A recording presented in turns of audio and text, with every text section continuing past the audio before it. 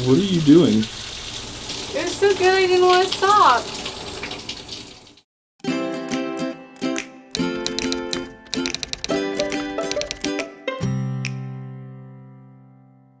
As you all saw during my husband's interrupted murder plot, I could not put the book Final Girls by Riley Sager down when I was reading it this week. This was my book of the month selection in July, and I absolutely loved it.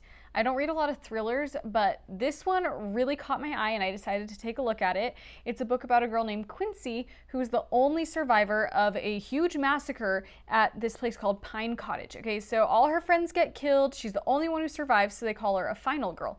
There are two other women in the United States, Lisa Milner and Samantha Boyd, who are also final girls, the only two survivors of their respective massacres.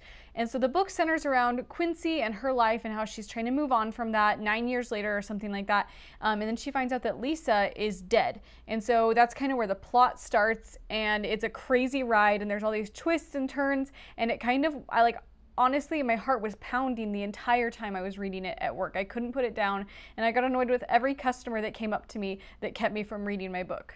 So the reason that I don't read a lot of thrillers or watch any scary movies is because I'm the type of person that can't handle them. I get really scared and I start crying and cover my eyes every time somebody gets stabbed or is being chased through the woods or anything like that. And you know, even while I was reading this book, I was having some moments like that where Ross went on a run late at night and I was alone in the house, so I locked myself in the bathroom because I was like, okay, if I'm in here, a murderer can't get to me.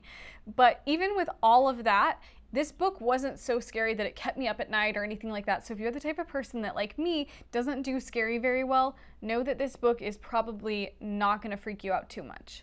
One of the main things that I really appreciated about this book, and the reason that I kept reading it nonstop, is that Sager has a great way of forcing you to doubt your assumptions the entire book.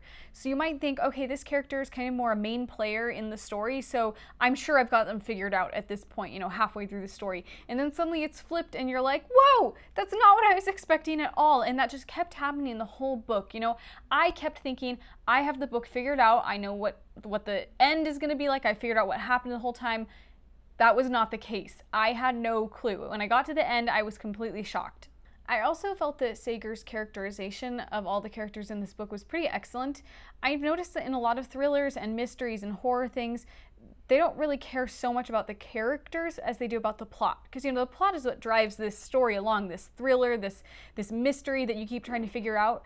But in this case, I would say that the characters themselves kind of define that story. And so in creating the story that way, Sager has made it so that the characters matter more than the mystery itself, if that makes any sense. And so to me, not all the characters were likable, but they were all interesting. They were all very distinct. They had their own ways of speaking and they had their own motivations. And it just felt like all these, even the background characters, you know, felt so separate and unique from each other. My only real complaint in this novel is that the pacing isn't great. So there's a lot of slow buildup at the beginning, and then at the end it's kind of like this huge, crazy, heart-pounding insanity fest. And that's fine because it's a thriller, but for me, I need a little more action throughout a story usually. Luckily for Sager, the writing was really quick-paced. So even though there's a lot of buildup at the beginning, the writing itself doesn't really dwell on details, doesn't really drag the story down at all. So that kind of balanced it out for me at least and made it so that I still wanted to read and I was still really invested in the story. Stephen King said that this was the first great thriller of 2017, and I am inclined to agree with him, because even though I don't read a lot of thrillers, this is one of the first ones I've read in a really long time that I could not figure out at all, that kept me completely enthralled the entire time and just completely freaked me out too.